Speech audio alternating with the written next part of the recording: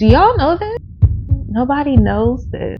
My midwife would never do that. I feel like I just got hit by a button.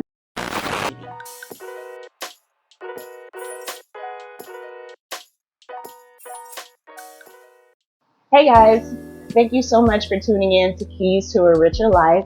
Today I am super duper excited to introduce to you today Ms. Tequila Robertson. Tequila is a doula and childbirth educator.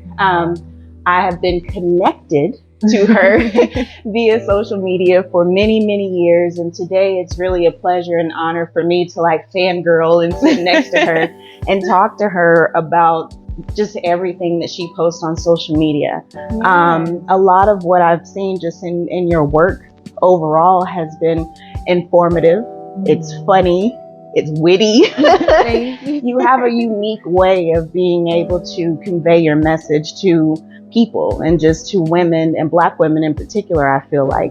And so I just wanted to ask you first and foremost, how did you get started? What made you want to touch hearts in the way that you do? Honestly, just when I first got on social media, it was just, a thing. But of course, as we evolve over the time, it's really a thing. Yeah, it's a much bigger thing. Yeah. So just trying to be authentically me. And I've always had connections with people through social media. And I just like making connections with people. I like talking to people in the DMs. Because it's almost like I get to personally know others. And I'd be like, oh, I wish I could really meet some of these people. I'm telling you, I'm fangirling right here. I'm just I'm gonna need your autograph after this. But it was just a way to connect with others. And then as I kind of fell back into my love of birth, it became a way for me to reach others. Because I felt like my community wasn't getting information that they should have, and I don't hear anyone else saying anything. So what directly inspired you to want to become a doula?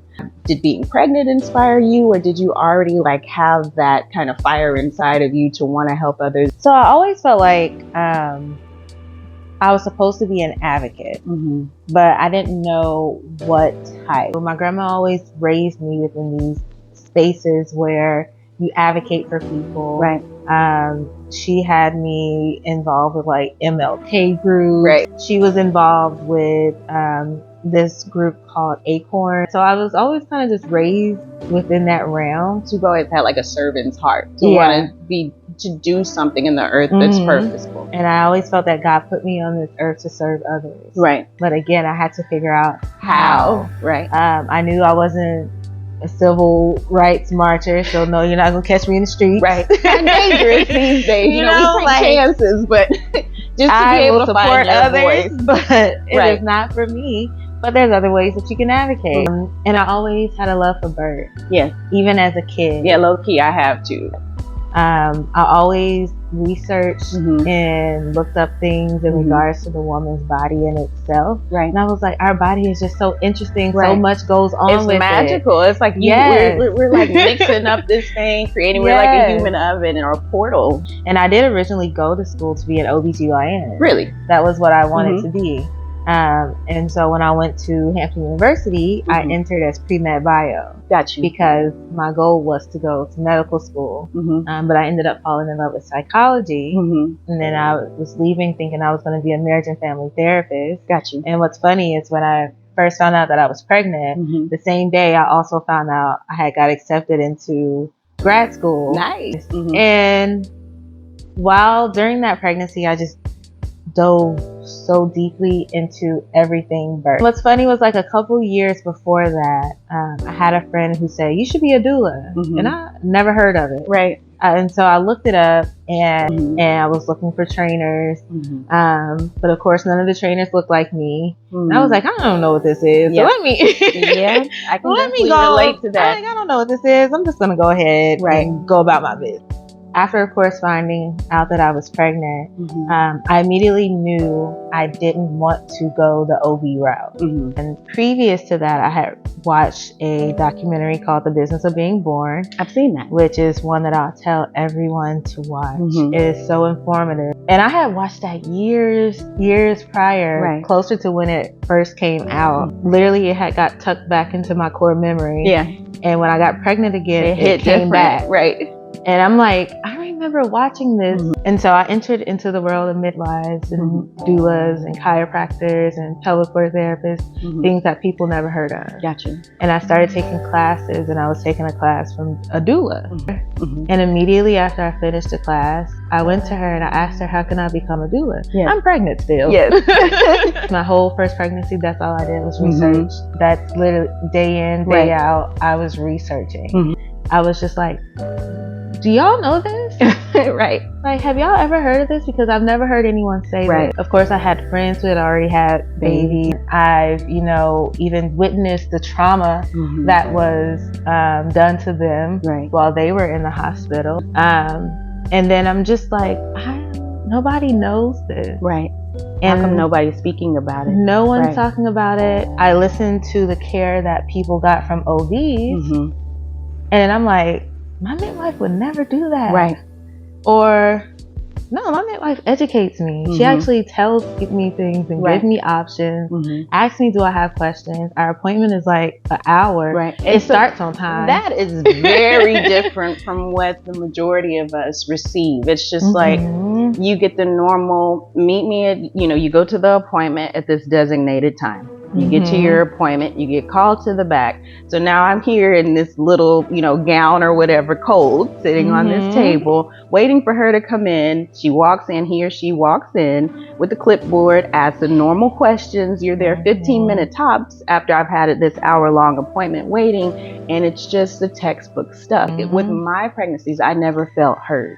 It sounds like you just had somebody there who listened to you, kind of mentored almost throughout your pregnancy. Yeah, and that was very eye-opening because I got to learn about things that people usually don't get to learn about. Right. I always would make a note in my phone, and it was one that me and my husband shared, so we would put questions in there. Right. So every time that we went to our appointment, we have questions that we're sitting down with, and she's answering them. Right. And she's educating us, and she's giving us options. Right. On top of that, you have that time to build that relationship. So it makes it easier to trust. Right. By the end of it, you're like, you're part of the family. Right. Before you started to look into becoming a doula or even being pregnant, do you ever have any doctors, OBGYNs who look like yourself?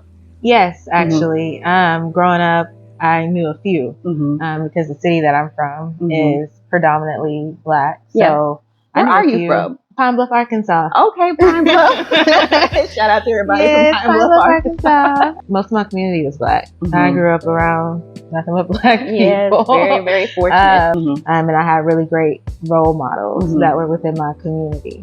So I never understood having like a celebrity as a role model. Got you. Because my people in my community were my role models. Yeah. I did not know that I could have a doula in a hospital setting.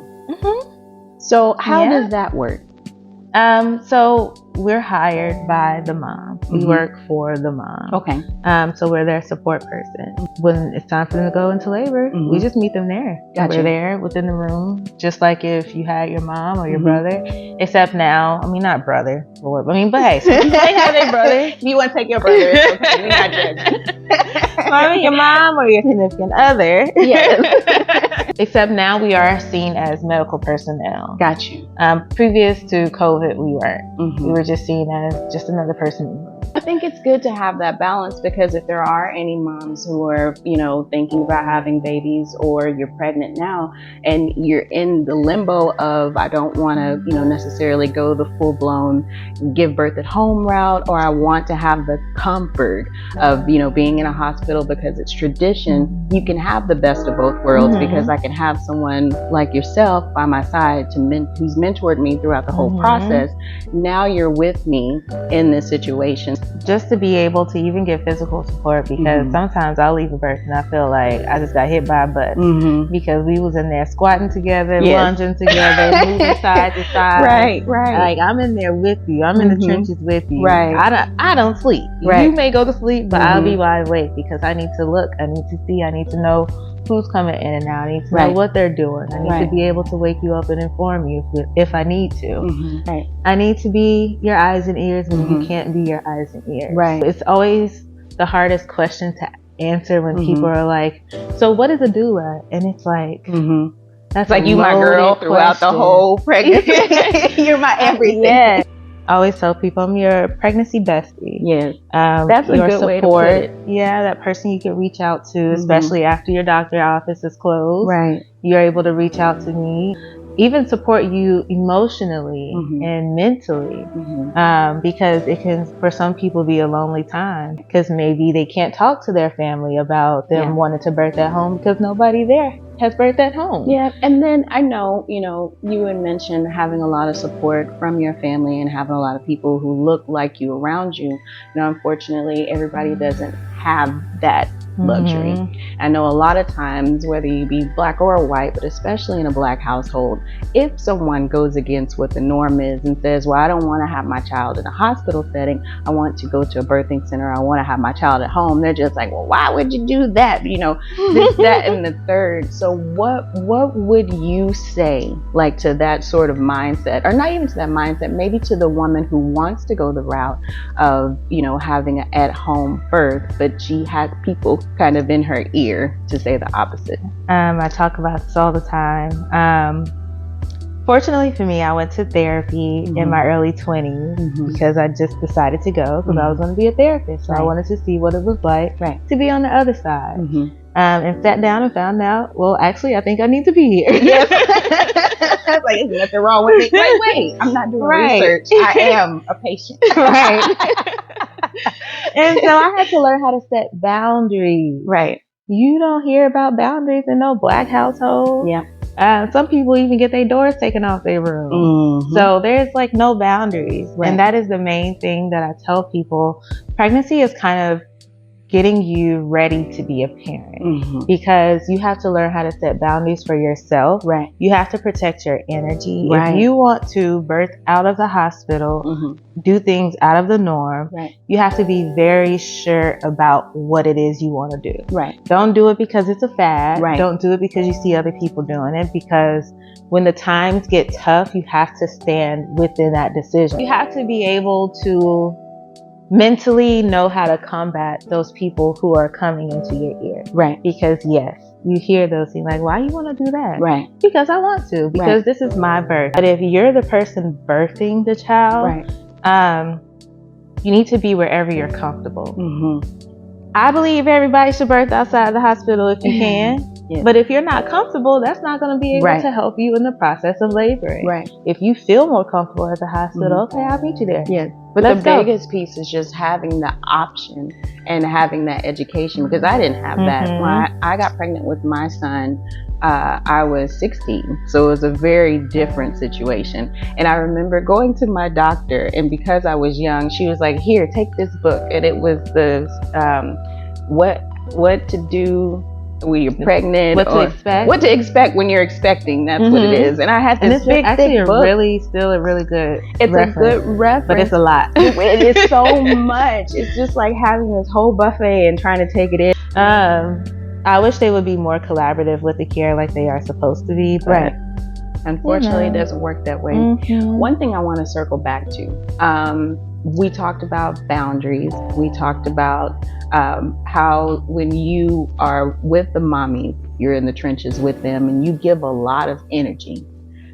Again, with you being a mom, with you being a wife, a friend, and this huge like resource and big sister in a lot of ways for these moms, how does Tequila give back to herself? Like, how do you fill your cup back up? So I do staycations. Tell me where you go, because I might need to book something. I just find me like good little hotels. I just randomly find them just to see. I love doing staycations. And I completely shut, like, my husband don't bother me or anything unless something is happening, so I have peace and quiet. But I also always stress having like self-care times or days. And Right. everybody's self-care is different. Mm-hmm. Mine is going to get my hair done, Yeah. going to go get my nails done, or spending time with my friends. So going to brunch and doing things like that. Thankfully, I have a really awesome partner who wants me to get out of the house, who wants me to have you have a me time. Beautiful family. I don't know who's setting up like these mini. Is this you setting up like everybody put your clothes on and we're gonna take pictures and stuff? It's so cute. You have like, I'm gonna have to insert a picture somewhere up in here, but you have like the most beautiful family. I've only admired you from Instagram, but sometimes in people's spirits you can see it just doesn't seem, there's nothing fake or phony about it. It just really seems like you guys have this collaborative partnership. Like if you need him to tag in, like he's got you.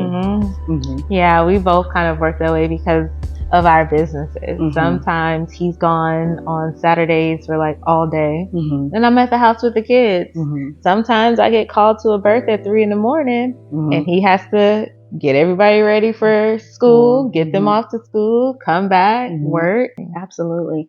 Like I said, I'm just in awe of really the woman that you are. Dare I say, young woman. Thank you. I didn't realize. I mean, obviously, you know, black don't crack. So not to say that I thought that you were older by your looks, but just the influence that you have and just your presence. I thought that you're 33.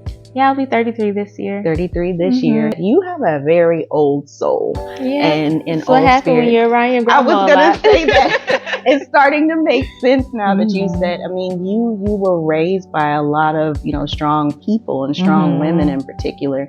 Now your daughter, Miss Tegan, she is blessed to have you. She is such a little firecracker. Yes, yes. And then she has a whole army of men supporting her and who has her back. As parents, we try our best not to have like these huge expectations or specific directions like for our children.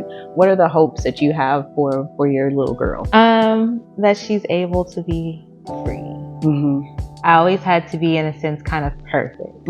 I don't want her to feel like she needs to be perfect. I get that. I want her to feel like she needs to be herself. Right. To have that confidence in herself, to believe in herself, and to go for everything that she wants to. It's nice to be able to have a parent who from the beginning gives you that freedom and that space to be your own person. So when you do get out into the world, you don't feel like, all right, you know, now I get to do all the things, and they might not be the best thing. It's extremely important for our girls to have that foundation. Yes, definitely. And the confidence to go for everything. Absolutely. In the U.S., you know, we do things differently where it's like, okay, you have this, 6 to 8 weeks leave to be off and be with your child. Okay, now you're expected to go back to work and perform. So with you, you know, being this pregnancy bestie, if you will, what does it look like after the mommy has given birth? Like, are you there 6 weeks after, or are you there a day after? What does that look like? Yep, I'm with my moms for the most part. I mean, honestly, all of them know they can call me if they need something. I don't care if they baby too. But for the most part, depending on which baggage they chose, I'm with you for up to 6 weeks, up to 3 months, which is the 4th trimester, or up to a whole year. A lot of them know if they need something, that you're there. Reach back, you know, anything that they need, any emotional support, and things like that. How comparable would you say your services are to like a traditional out-of-pocket hospital visit? Oh, it's extremely less. Every doula sets up their packages different ways because we all offer different things. I meet with my moms monthly.